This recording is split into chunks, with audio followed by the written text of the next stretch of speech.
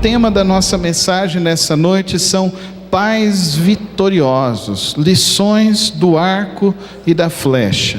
Salmos 127. Se o Senhor não for o construtor, se não for o Senhor o construtor da casa, será inútil trabalhar na construção. Se não é o Senhor que vigia a cidade, será inútil a sentinela montar guarda. Será inútil levantar cedo e dormir tarde, trabalhando arduamente por alimento. O Senhor concede o sono àqueles a quem Ele ama. Os filhos são herança do Senhor, uma recompensa que Ele dá. Como flechas nas mãos do guerreiro são os filhos nascidos na juventude. Como é feliz um homem que tem a sua aljava cheia deles. Não será humilhado quando enfrentar seus inimigos no tribunal. As duas competições mais antigas dos Jogos Olímpicos, a primeira delas foi a maratona que nós falamos, e a segunda é o arco e a flecha. São as duas competições mais antigas dos Jogos Olímpicos. E é interessante que nós vamos fazer uma analogia dessa competição com a criação dos filhos, porque a palavra de Deus está sempre falando de arco e flecha. Nós vemos que em Gênesis capítulo 21, no versículo 20, fala de Ismael, que foi um perito arqueiro. Gênesis 27, versículo 3, vai nos falar também de Esaú, que foi um exímio arqueiro. Em 2 Crônicas, capítulo 14, versículo 8, fala que Asa foi um rei vencedor, porque o seu exército tinha excelentes arqueiros. Nas batalhas da antiguidade, quando se descobriu e fizeram uso dos arqueiros, muitas batalhas se venceram por causa daqueles que treinavam e tinham a capacidade de usar o arco e a flecha. O texto que nós lemos fala para nós também dessa realidade, da realidade dos filhos que são bênção de Deus para a vida dos pais, que é um certo reconhecimento que Deus dá à família através dos filhos, e compara os filhos então com a flecha do arqueiro, e que feliz é aquele que tem muitas flechas para poder arremessar.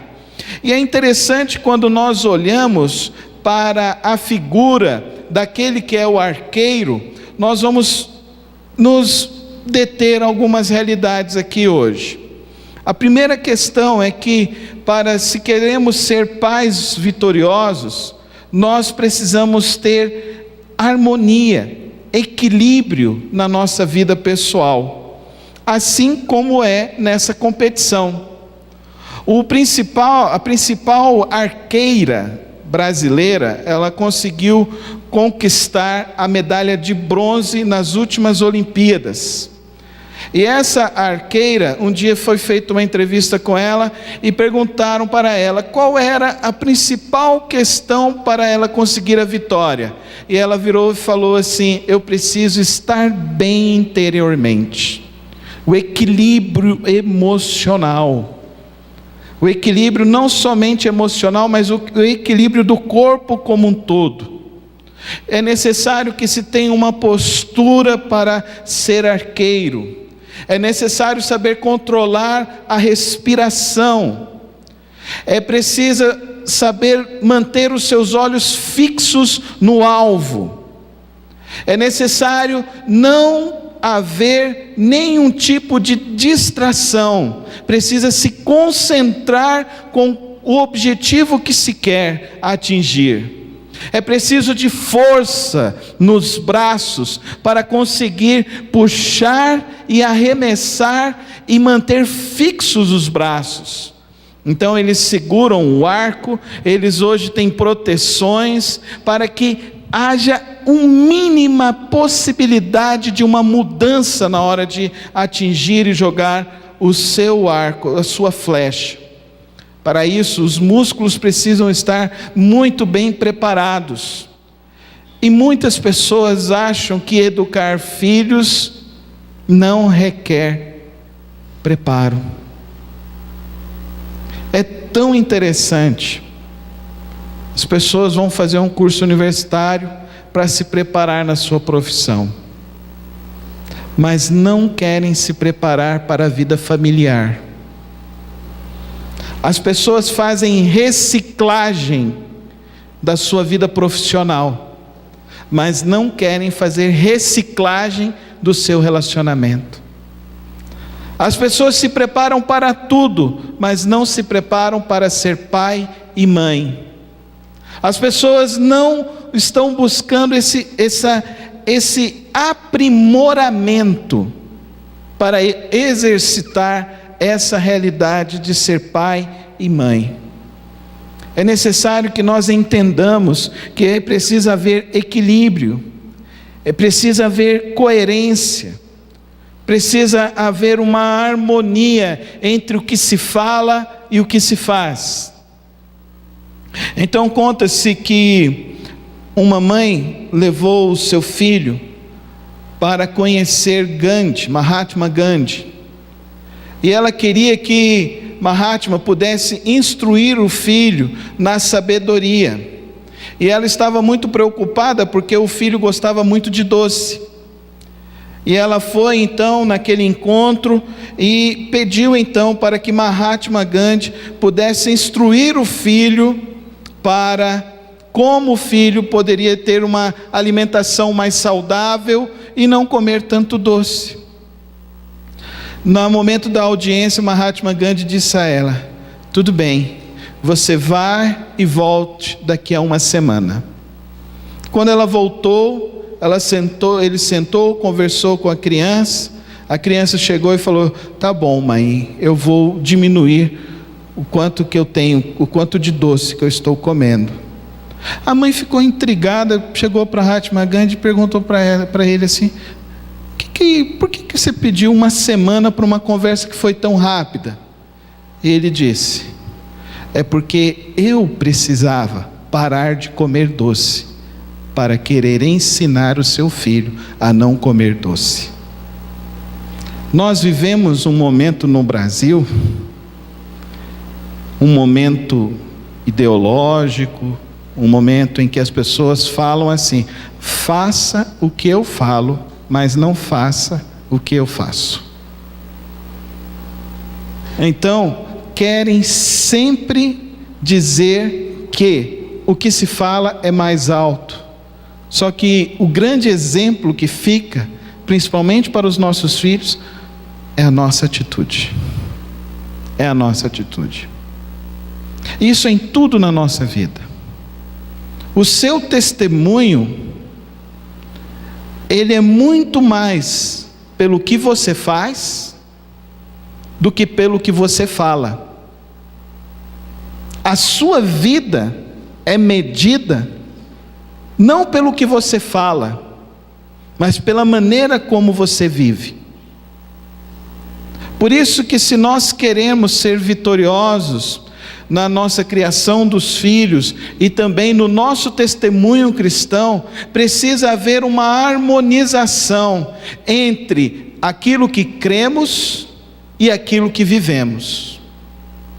Então você fala que é uma pessoa cheia de fé, mas fica desesperado com o mercado financeiro, fica desesperado com o desemprego, fica desesperado com H1N1, fica desesperado com a dengue, fica desesperado com o governo, fica desesperado com a falta de vacina. Aonde está a sua fé? Qual é a harmonia? Qual é de fato a coerência da sua fé, da sua crença com a sua atitude, com a sua prática? Nós precisamos entender que a nossa vida fala muito mais alto do que o que nós falamos. E eu acho que isso é muito importante para nós. como cristãos, porque nós precisamos entender essa realidade. Como é triste a gente ouvir que a pessoa teve uma experiência negativa com um cristão. Você já teve essa experiência? De alguém falar mal para você de um cristão? Não vou falar nem de pastor, né? Porque de pastor, ultimamente, é vergonhoso. É triste. É muito triste. Mas se nós queremos fazer a diferença e sermos vitoriosos na nossa vida cristã, que é o mais importante que nós temos, a nossa vida com Deus, porque tudo vai passar, mas a nossa fé com o Senhor nos levará à eternidade, a uma vida eterna, a uma vida que não se acaba. E se nós queremos viver essa vida eterna, nós precisamos viver produzindo frutos que sejam de justiça para a glória de Deus. Por isso que nós precisamos harmonizar a nossa fé, a nossa crença com as nossas atitudes. E para pais, isso é muito importante. Você quer que seu filho seja um estudioso? A pergunta é: quantos livros você lê? Você quer que seu filho seja econômico? A pergunta é: você economiza? Aí você quer que o seu filho seja uma pessoa de sucesso? Aí a pergunta que eu faço para você é: o que é o sucesso para você? Nós precisamos aprender a vivermos na regra que se chama a regra do equilíbrio e da coerência. Esse é um grande desafio. A segunda questão que nós precisamos aprender é que para sermos pais vitoriosos e termos uma vida cristã vitoriosa, nós precisamos ter uma atenção concentrada. No arco e flecha é inconcebível a presença de torcedores. A competição de arco e flecha é diferente do estádio. O estádio é cheio. O futebol é cheio. Há torcidas organizadas. No arco e na flecha não. É o competidor competindo basicamente contra ele próprio. São os próprios detalhes de si próprio que vão aferir a sua vitória ou não. E é um grande equívoco nós acharmos que nossa vida cristã a gente pode medir por comparação, porque a salvação é pessoal, é você com o Senhor, é você com Deus. Somente Deus sabe o que acontece dentro da tua história, dentro do teu coração. Somente Deus sabe das tuas dificuldades.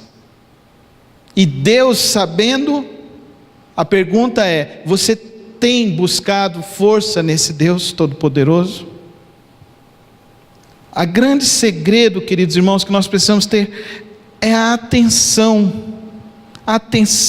esse foco diante daquilo que nós queremos produzir como resultado de nossas vidas.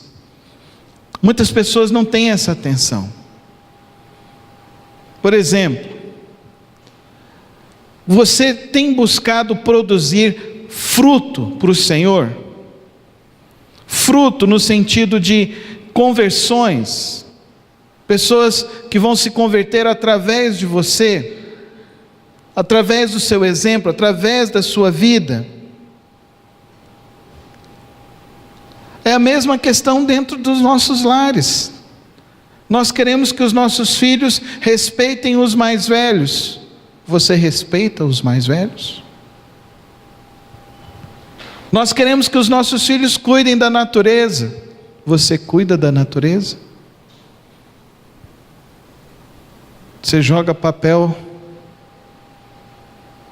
na rua? É tão interessante, né? Na Copa do Mundo, o Brasil ficou chocado com a torcida japonesa, porque eles vieram e eles foram torcer, jogaram seus papéis, mas cada um tinha um saquinho de lixo. Terminou, eles recolheram os lixos e colocaram lá o lixo que era para ser jogado, o lixo orgânico separado, do lixo que era reciclável. Olha que coisa interessante. A grande questão é, a gente dá valor a quê? Você dá valor a quê na sua vida? Eu dou valor a Deus. Amém. É um valor muito importante. Eu dou valor à minha família. Excelente. A escala deve ser essa: Deus, você, sua família, o seu trabalho, o seu ministério. Mas a grande questão é, como você tem dado valor a essas coisas? Eu montei um blog agora recentemente, e colocando lá, já temos quase 40 artigos, e o artigo que mais tem acesso é o artigo que eu escrevi, que se chama Pais Consagrados. E o que mais chamou a atenção das pessoas na leitura, que eles dão a mensuração, é a primeira fase que eu coloquei nesse artigo, que as pessoas oferecem sempre o seu pior para a família. Oferecem sempre o seu destempero, ao invés de oferecer o seu amor, a sua atenção, o seu cuidado. Pensa bem essa semana, o quanto de amor você ofereceu às pessoas de dentro da sua casa? Qual foi a atenção de amor? O que você fez como gesto de amor, gesto de serviço para a sua família? A gente vive hoje uma sociedade em que a gente só quer receber. E uma sociedade que só quer receber vai gerar o quê? Isso que a gente vive. Essa balbúrdia que a gente vive. Essa violência, esse descaso das pessoas umas com as outras. Agora, se a gente gera pessoas que têm o desejo de servir e começar a servir dentro de suas próprias casas. Ontem nós fizemos eu e minhas meninas, a Soraya teve plantão, eu falei para elas, vamos arrumar a casa, para quando a mamãe chegar, a casa está toda arrumada. Na hora que a minha esposa chegou em casa, mas foi muito bom. Ela falou assim, nossa, está tudo organizadinho aqui. Aí as meninas falaram assim, foi a gente que fez. Aí eu falei, e eu? Não fiz nada, você só mandou, pai. Mas é mentira, eu fiz a parte mais pesada. Nós precisamos aprender a nos concentrar na nossa família, oferecer o nosso melhor dentro do nosso lar, não levar o refúgio para dentro da nossa casa. Oferece o seu melhor, oferece o seu melhor para o seu pai, para a sua mãe, para a sua esposa, para o seu marido, para os seus filhos. Nós não estamos falando de quantidade, mas nós estamos falando de qualidade. A prova de arco e flecha, ela tem 45 segundos para se concentrar e soltar a sua flecha. 45 segundos. É o poder da concentração. Uma palavra dita com intensidade, com profundidade, com verdade, olhando olho no olho, tem muito mais valor do que um tempo maior sem concentração. Nós precisamos aprender a darmos sempre o nosso melhor para a nossa família. E vamos falar de uma coisa que está nos atrapalhando muito: celular, redes sociais, WhatsApp. Vou falar um negócio para vocês, irmão.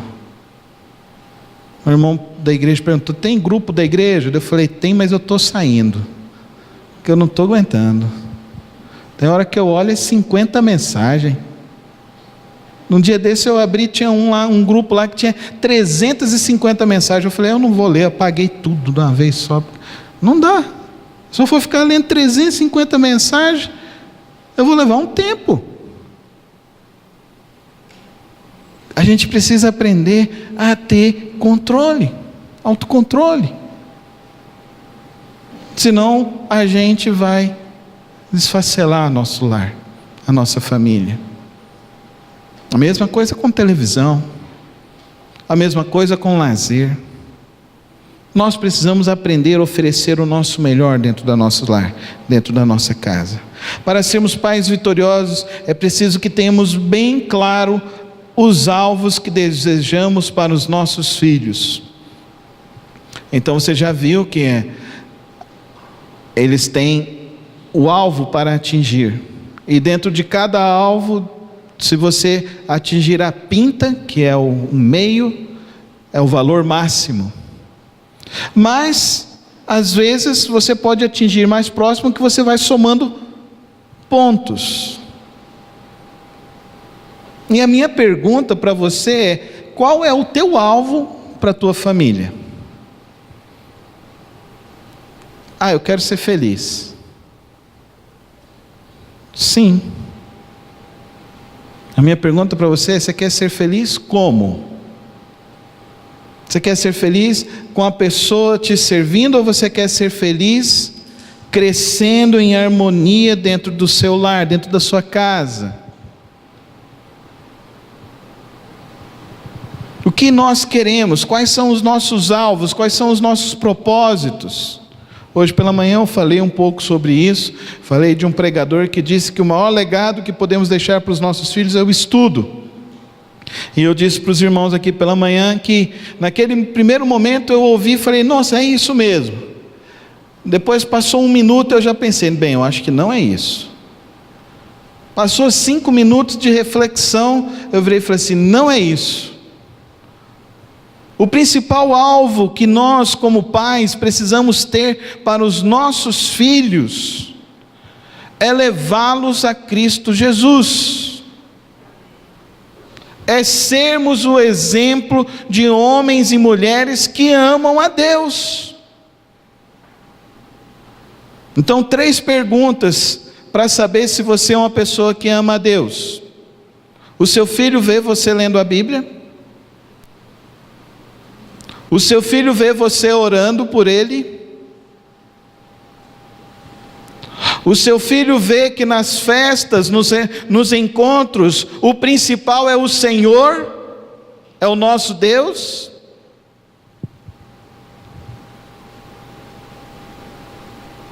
Um dia eu fui para um aniversário de uma igreja,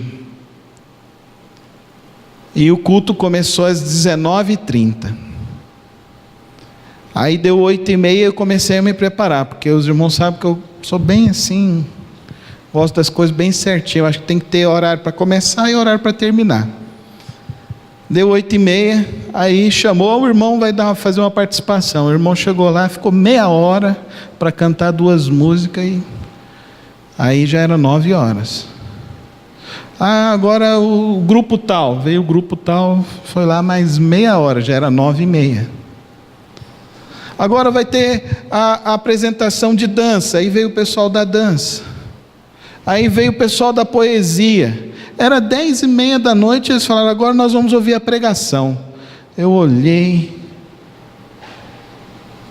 eu fui lá na frente e disse assim: acho que estão cansados.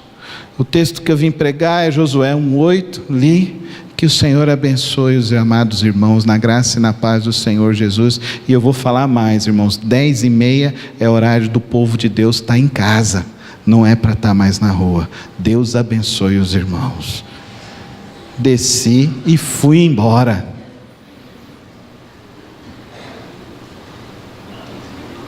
Está tudo invertido, ou não?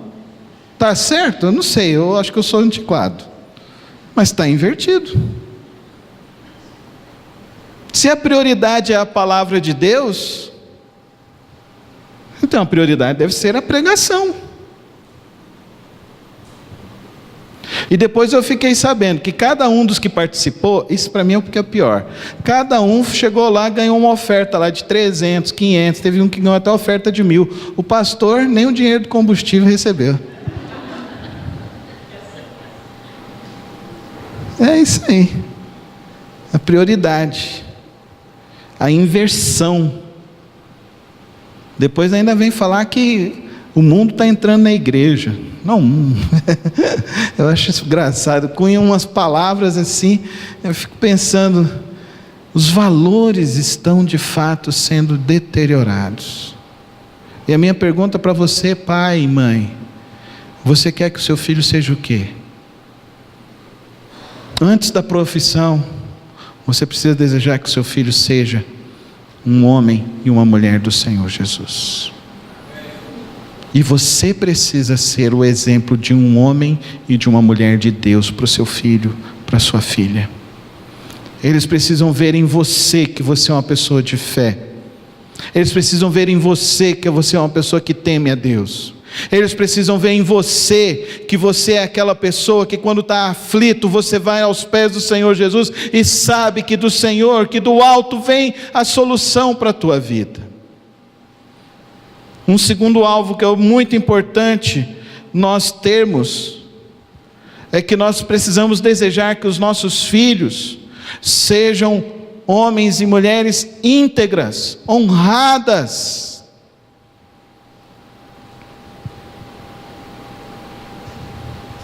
Um dia uma pessoa veio aflita, me pedindo: pastor, meu filho está roubando. Até eu caí assim, sentei e falei: como? Uma família abastada, o menino estudava numa das melhores escolas, meu filho está roubando. Eu falei: mas onde ele aprendeu isso? Eu não sei, pastor. Aquela família tinha sofrido com divórcio. O pai vivia de uma maneira extremamente desregrada. Por mais que a mãe lutasse, o pai ensinava de uma outra forma, porque ensinava através da vida. Acho que é a primeira vez que eu vou falar sobre isso aqui na igreja, a questão do jugo desigual. E eu preciso falar isso aqui nessa noite. Nós temos jovens, nós temos famílias aqui. Nós precisamos entender que nós precisamos buscar pessoas que andem no mesmo caminhar nosso.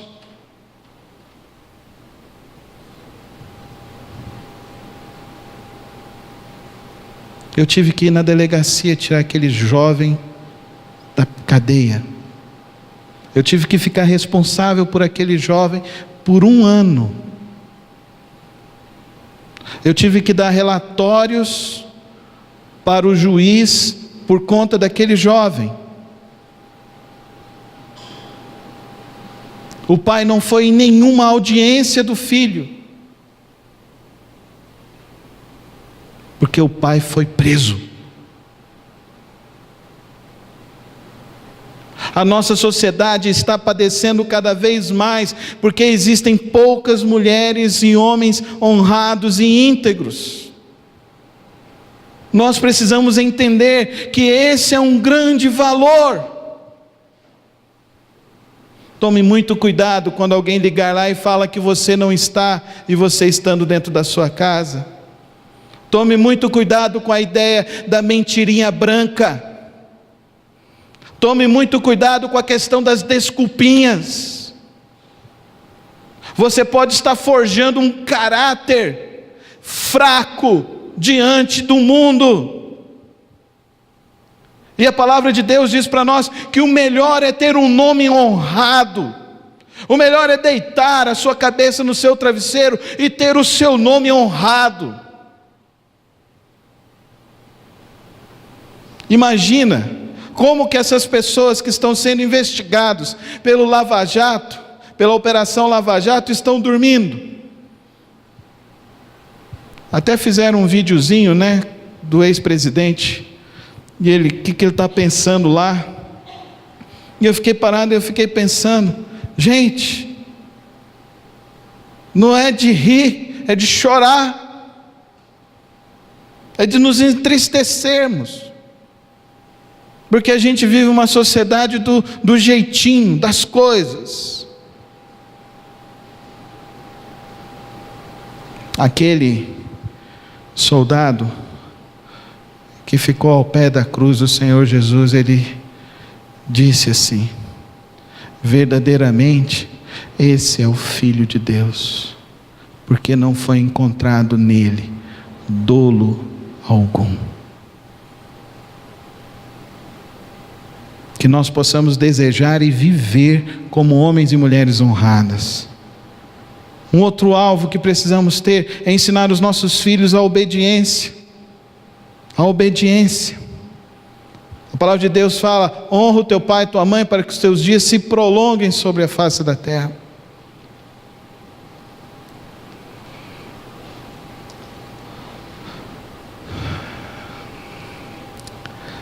O Ministério da Educação agora está na mão de uma outra pessoa.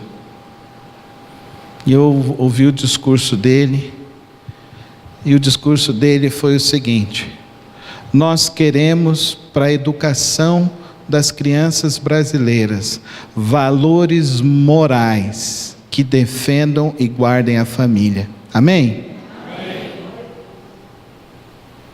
Na hora que eu olhei aquilo, eu falei: Senhor, o Senhor está respondendo a nossa oração de novo?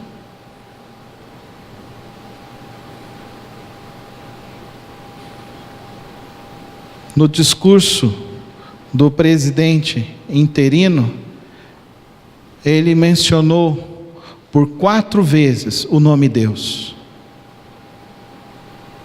Nos discursos dos presidentes anteriores dos últimos 20 anos do Brasil, em alguns dos discursos, não apareceu o nome Deus.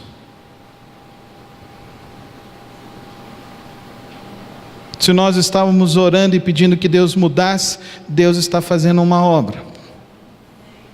E nós precisamos continuar orando.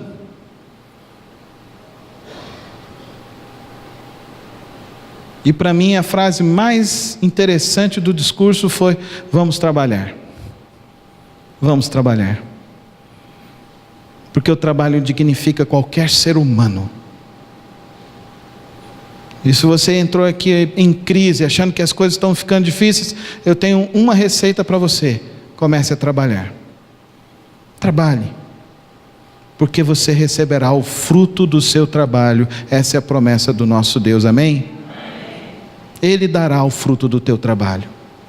Você não precisa entrar em nenhuma mandinga gospel, você não precisa fazer nenhum arranjo para querer receber o fruto do teu trabalho, porque aos seus ele dá enquanto dorme, amém? Então ore, trabalhe, e vamos educar os nossos filhos com obediências, através da nossa obediência à palavra de Deus.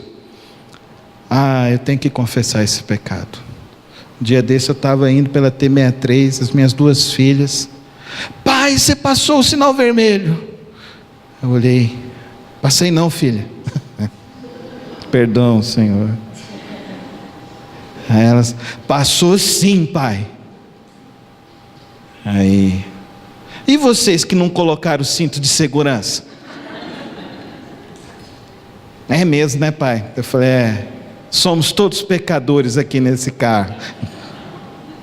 Vamos pedir para o papai do céu perdão aqui agora. Ora aí, Ana Luísa, que o papai não pode fechar o olho. Ela orou: Deus, perdoa o nosso pecado aqui. Eu fui, cheguei em casa, estacionei, subi, a gente sentou para almoçar, a gente orou e tal. Quando a Soraya chegou, adivinha qual foi a notícia do dia? Mãe, o pai furou o semáforo, passou no sinal vermelho. A Paulinha, né? A Aninha virou: mas a gente estava sem cinto, mãe. Mas a gente já pediu perdão a Deus. São lições, irmãos. É dia a dia. É dia a dia. Essa luta é diária. A luta de obedecer ao Senhor, de andar com o Senhor. E eu queria propor um último alvo para a sua vida e para a vida das nossas famílias. Nós precisamos formar os nossos filhos, para que os nossos filhos sejam bênção na igreja do Senhor Jesus Cristo. Nós estamos vendo cada vez mais crentes que estão perdendo a alegria de servir a Deus, de andar com o Senhor, de viver com o Senhor, de viver para Ele a cada dia mais.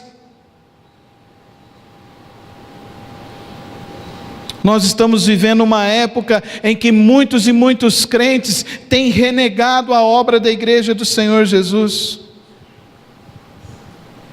Deixa eu te explicar algo. Em 1 Timóteo 6,11 Paulo falando de Timóteo, ele fala para Timóteo que ele deveria cultivar a fé que veio da sua avó, que passou para sua mãe, e que nós deveríamos andar nessa fé. Será que o que nós vamos deixar para a futura geração? A nossa fé ao Senhor, o nosso compromisso com Cristo? Nós precisamos ter isso como um alvo de vida. Me entristece saber de pessoas que querem coisas novas, deixando a sã doutrina, deixando a fé simples, puro, do evangelho puro e simples. Nós temos visto muitas pessoas que estão atrás dessas coisas. E queridos, o que faz uma igreja forte, escutem isso aqui que é o último momento da nossa mensagem. O que faz uma igreja forte são as famílias serem famílias fortes no Senhor. Famílias que sejam coerentes, que sejam harmoniosas, que amem a Deus.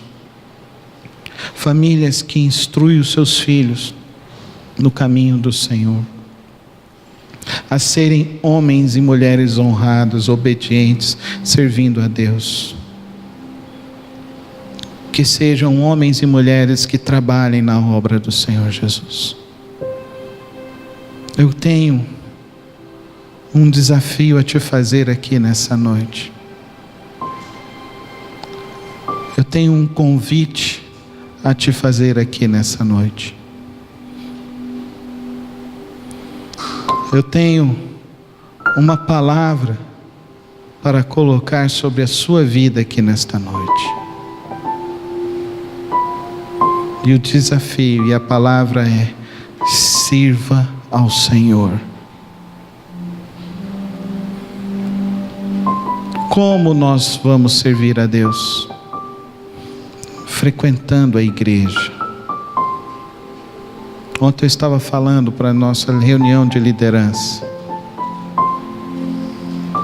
Nós somos uma igreja que tem uma cultura de estudar a Bíblia. Nós vamos ter o batismo agora, no último domingo, e nós vamos batizar 4 jovenzinhas da igreja. E eu falo para elas assim: vamos ler lá João. Aí elas vão e abrem a Bíblia lá em João. Aí eu falo assim: vamos ler lá agora o que fala em Deuteronômio. Aí elas vão lá e abrem Deuteronômio.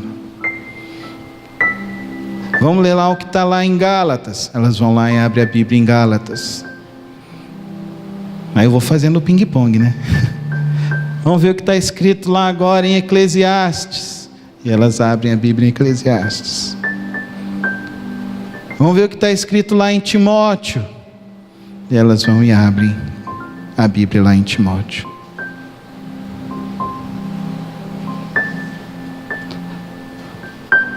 E ontem o irmão Augusto falou assim: bom que a nossa igreja ensina os nossos filhos a palavra de Deus. Nós somos o seu parceiro para te ensinar isso. na escola bíblica dominical.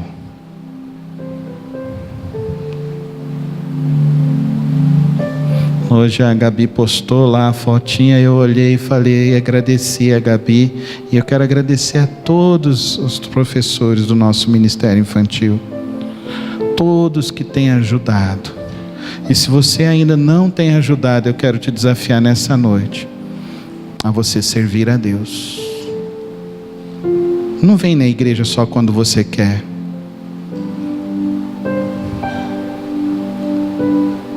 A sua prioridade é o Senhor, é Deus. O seu compromisso é com Ele. Sirva a Ele. Usa esse tempo que você tem. Domingo das 9 até as 11h30, 2h30, para a educação religiosa da sua vida, a educação religiosa dos seus filhos. Usa o tempo da noite, das 18h30 até as 20h15, 20h20 no máximo. A gente, quando estoura o tempo, é 8h30. E olha que é raro. Esse horário a gente já está terminado aqui. Hoje eu estou dando uma esticada.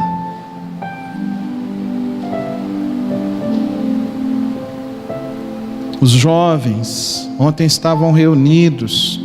Vai ter o encontro deles. Hoje pela manhã estavam lá na escola dominical, com um pequeno grupo deles.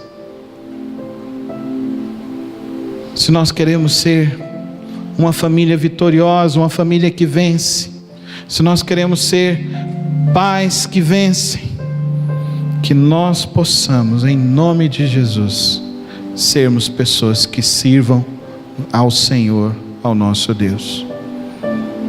Como que está o seu compromisso com o Senhor? Feche os teus olhos agora. Faz um concerto com Deus.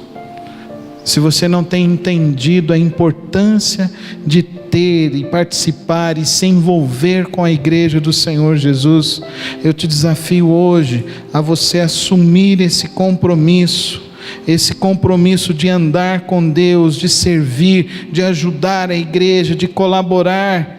Nós iremos formar a nova geração e vamos formá-las para serem servos de Deus, íntegros, obedientes. E quando nós lançarmos a flecha que será os nossos filhos, eles alcançarão multidões, eles alcançarão muitas vidas. Através da vida deles, muitas almas serão ganhas para a glória do Senhor Jesus. E cabe a nós hoje uma decisão, dizermos: eu servirei a Ti, Senhor. Eu servirei a Ti, Senhor. Se você faz esse compromisso hoje com o Senhor, fique em pé agora na presença do Senhor, que eu quero orar por você aqui nesta noite. Se você diz verdadeiramente: eu servirei a Ti, Senhor. Se você está dizendo: Senhor, a partir de hoje eu estou me tornando um servo do Senhor, um servo para viver conforme a Tua palavra, para mostrar ao mundo a Tua luz, para mostrar às pessoas que eu sirvo e estou vivendo para o Senhor com a minha vida. Não é comigo que você faz um compromisso, é com o Senhor, o nosso Deus. Ele te trouxe aqui hoje, e o propósito dele é perfeito. O propósito dele é te trazer mais próximo dele. O propósito dele é fazer com que você ande junto com ele. O propósito dele é fazer com que você construa o reino dele, e que você faça cumprir através da sua vida, das suas atitudes, o ministério que Deus tem te dado e tem preparado para você. Mas assuma o teu compromisso hoje com Cristo e diz: Senhor, eu te servirei a tempo e fora de tempo, em nome de Jesus. Pai, abençoa, Deus, esses que fazem um compromisso com o Senhor. Fortalece-os na Tua palavra e na Tua verdade. E, ó Deus, dá a eles convicção, dá a eles compromisso. Ajuda-os, ó Santo Espírito, a sair do caminho das desculpas e a andar contigo verdadeiramente, a militar para a tua obra, para a tua causa. Usa-nos, ó Deus, para a tua glória, em nome de Jesus. Amém, Senhor Jesus. Amém, Senhor Jesus.